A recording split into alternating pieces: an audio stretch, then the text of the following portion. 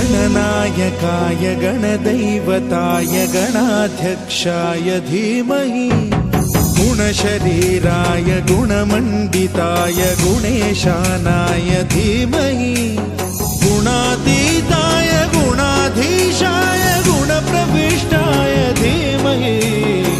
एकदन्ताय वक्रतुण्डाय गौरीतनयाय धीमहि गजे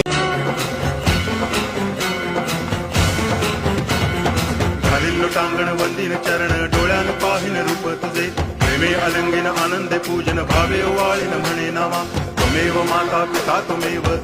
बंधुश्च सखा त्वमेव विद्या करुणं त्वमेव सर्वं मम देव देव कायेन वाचा मनसेन्द्रियैर्वा बुद्ध्यात्मना वा प्रकृति स्वभावात् करोमि यद्यत् सकलं परस्मै नारायणायति समर्पयामि अच्युतं केशवं रामनारायणं कृष्णदामोदरं वासुदेवं हरि गिरिधरं माधवं गोपिकावल्लभं जानकीनायकं रामचन्द्रं भजे हरे राम राम राम हरे हरे हरे कृष्ण कृष्ण कृष्ण हरे हरे हरे राम राम राम हरे हरे हरे कृष्ण कृष्ण कृष्ण हरे हरे ॐ तदंश्वं शौवर्णियो